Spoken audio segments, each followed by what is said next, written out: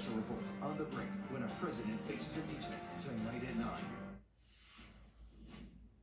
Under the radar, the town of Clearwater, Florida, where the Church of Scientology's spiritual headquarters is located, has been transforming into something akin to Scientology's own Vatican City. An investigation by the Tampa Bay Times revealed that in the past 3 years, the church and its members have spent a combined $103 million. They now control 185 properties over 101 acres downtown, where the church's spiritual headquarters has been located. As the newspaper puts it, they now own most commercial property on every block within walking distance of the waterfront, putting the secretive church firmly in control of the area's future. In fact, here's all that's left that the church doesn't own.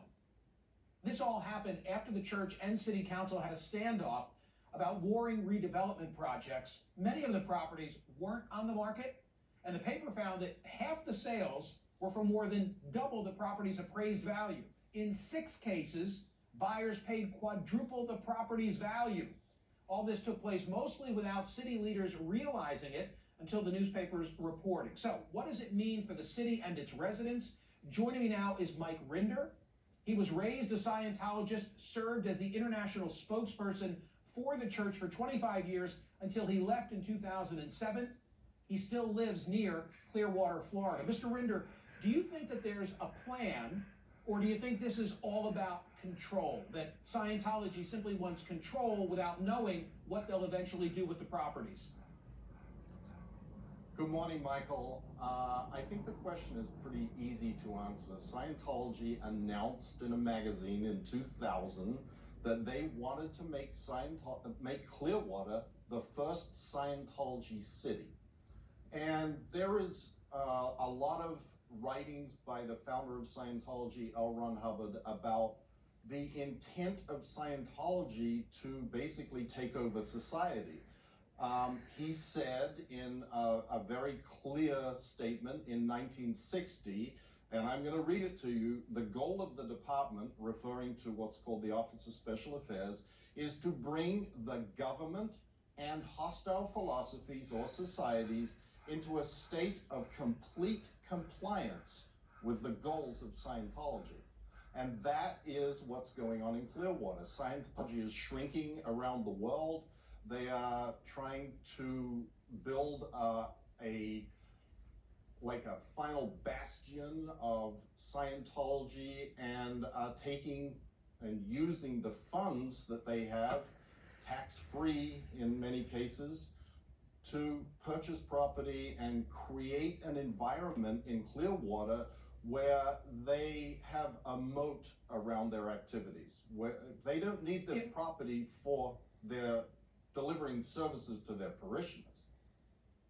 If I'm a Clearwater resident, should I be nervous about this because of all this control in the hand of one group, one church, or frankly, having seen that Fort Harrison Hotel as I have, maybe I say they're pretty good neighbors because they maintain their properties, and some of those areas in Clearwater could use some revitalization? Well, that latter point is certainly true if those properties were accessible to the citizens of Clearwater, and they are not. A regular citizen of Clearwater cannot walk into a Church of Scientology facility. They have a few little spots that they like to promote very heavily that you can come in and find out about Scientology. But for the most part, they are closed off, and if a regular citizen of Clearwater tries to enter, they will be told to leave, and if they won't leave, they will call the police. But the real issue for the citizens of Clearwater, Michael, is that this is sucking huge amounts of revenue from the city. Scientology has tax-exempt status. The biggest loser in the world on Scientology's tax exemption is the city of Clearwater. Scientology likes to say that they generate the greatest revenues, tax revenues, and hotel tax revenues in downtown Clearwater.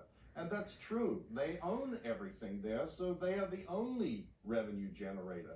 What really is missing is if they are paying $3 $0.9 million a year in tax revenues to the city of Clearwater. How much would it be if they weren't tax exempt? It would be I get your 5, Yeah. 10 times that.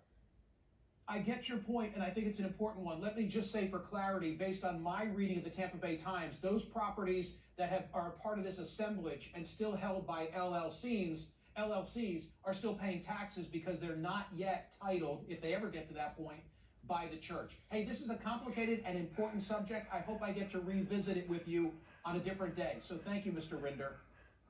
You're very welcome, Michael. Still to come, your best and worst tweets and Facebook comments like this. What do we got?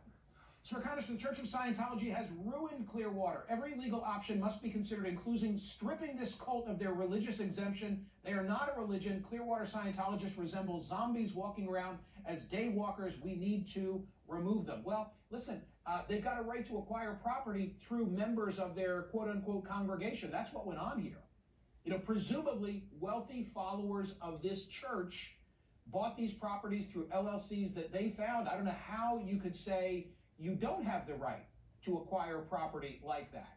Interesting that before investigative journalism by the Tampa Bay Times, probably people were none the wiser about this. I look at this story and I say, this is all the more reason why there needs to be a continuation of investigative journalism. Coming up, the final results of the survey question at Smerconish